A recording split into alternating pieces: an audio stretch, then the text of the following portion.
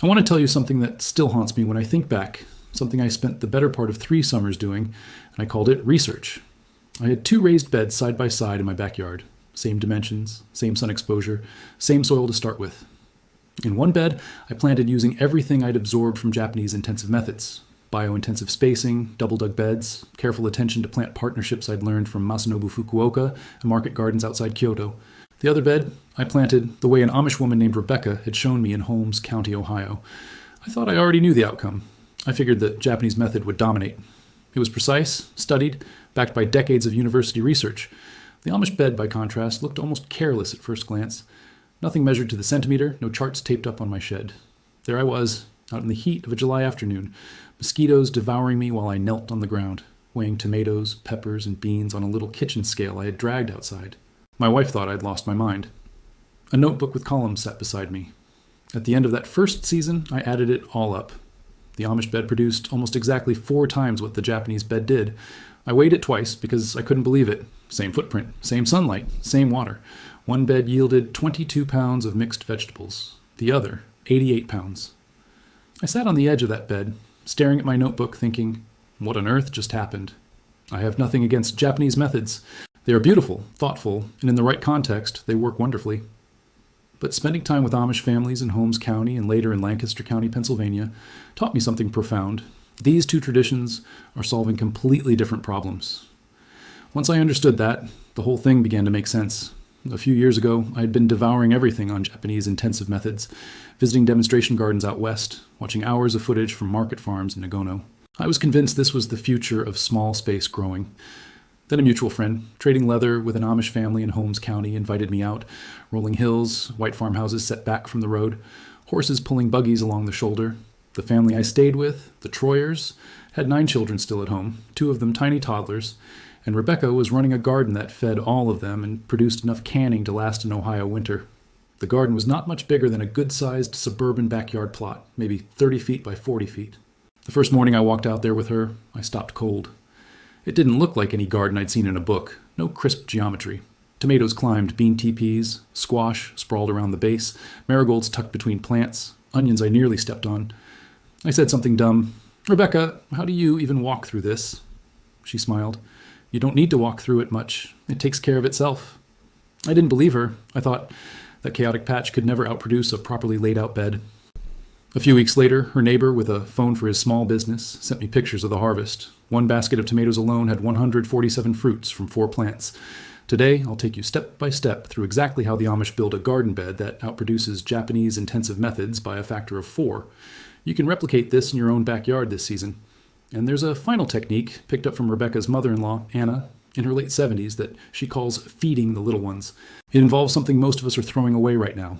It takes 30 seconds, and I've never seen it in a gardening book. I want to be clear. I'm not some beginner who stumbled into this. I've been gardening for close to 30 years. I read Mel Bartholomew's Square Foot Gardening cover to cover. I worked through Elliot Coleman's books until the pages softened. I have extension bulletins from 4 different universities in a binder in my shed. I've tried French intensive methods, biodynamic calendars, the Japanese no-till work of Fukuoka.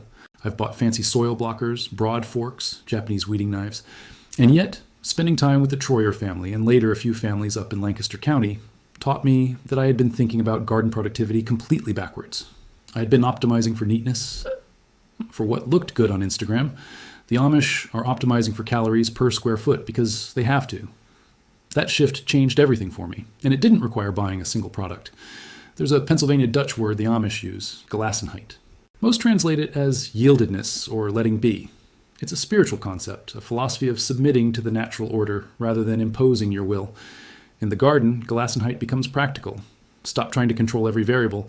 Let the plants do what plants want to do together. With 9, 10, 12 people at the dinner table and no grocery store in February, you learn fast that nature already knows how to be productive. Your job is to get out of the way. Science backs this up.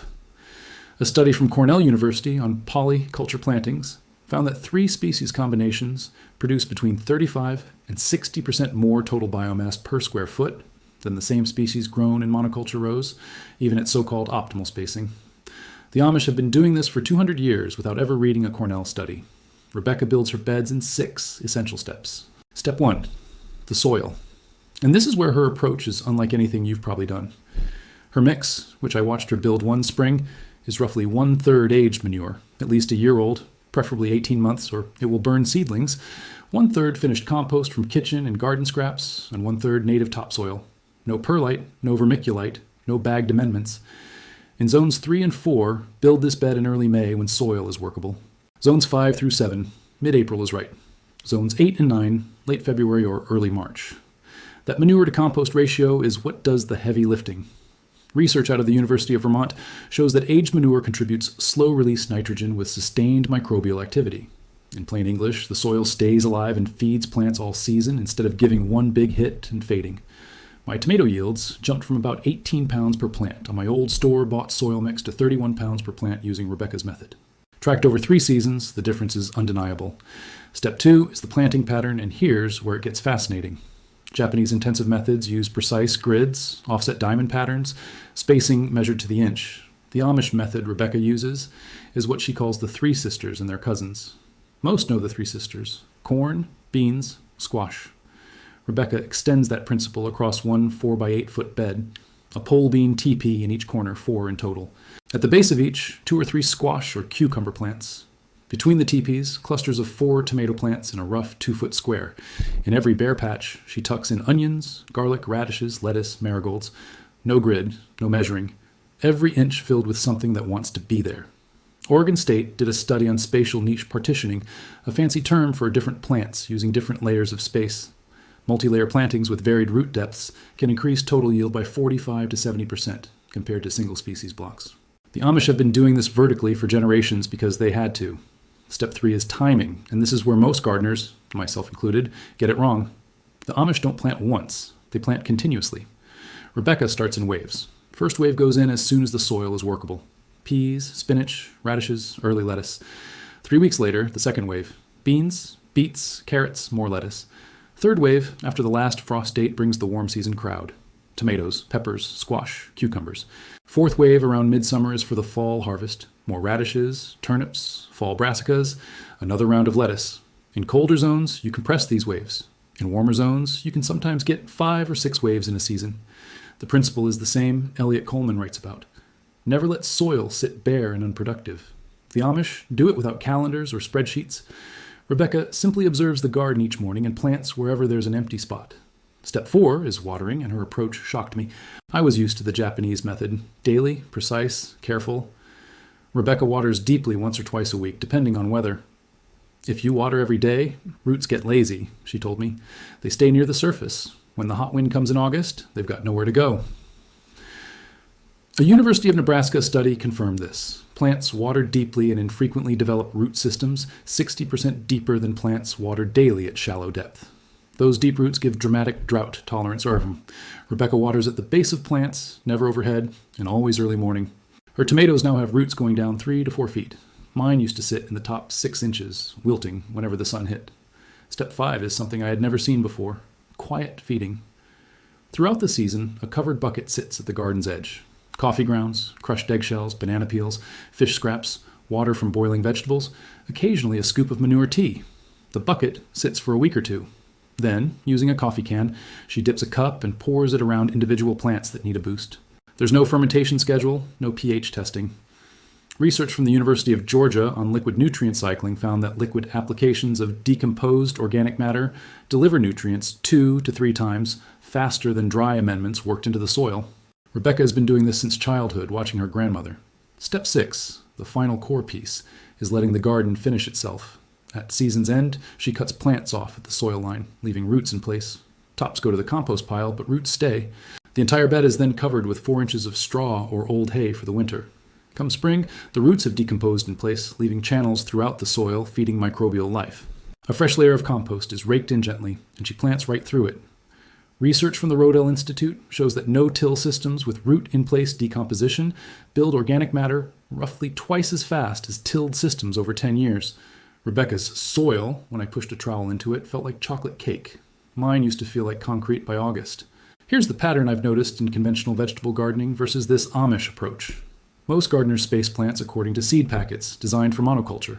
Huge gaps invite weeds and water loss. The Amish ignore these spacing recommendations. Plants grown in community support each other. Cornell's polyculture work confirms this. Most gardeners pull weeds aggressively, keeping beds clean. Amish gardens have living ground cover everywhere. Intentional herbs, self-seeded flowers, low-growing vegetables. A Michigan State study found beds with continuous living cover lost 70% less soil moisture and had significantly lower soil temperatures in summer. Most gardeners fertilize on a schedule with purchased products. Rebecca's garden never sees a bag of fertilizer. Nutrients come entirely from the compost pile, aged manure, and quiet feeding. My fertilizer budget dropped from $140 a year to zero, while yields increased. Most gardeners plan rigidly in winter and execute a blueprint. Amish gardens are never the same twice. Rebecca plants based on available seed, past performance, and current weather. The garden becomes a living conversation between gardener and land, not a rigid plan. That's Gelassenheit in practice. The technique I promised at the beginning comes from Rebecca's mother-in-law, Anna, in her late 70s, small, a little bent, but hands never stopping. She pulled me aside and said, "You want to know why our tomatoes are so sweet?" She keeps a small glass jar on the kitchen windowsill. Each morning, leftover coffee from the bottom of the pot, plus water from rinsed eggshells, goes into it. By the week's end, the jar is half full.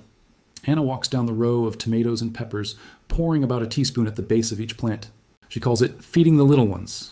30 seconds per plant once a week. Research from the University of Florida shows that small, frequent applications of diluted organic matter with trace calcium dramatically increase fruit sugar content in solanaceous crops and increase Brix readings by 20 to 40%. Coffee provides labile carbon and a little nitrogen. Eggshell rinse supplies bioavailable calcium, preventing blossom end rot and deepening flavor. My tomato Brix readings went from around 4.2 with my old method to 6.8 after 3 summers of doing this. Neighbors now ask for tomatoes every August. The Amish don't rely on secret products. They have a philosophy, Gelassenheit.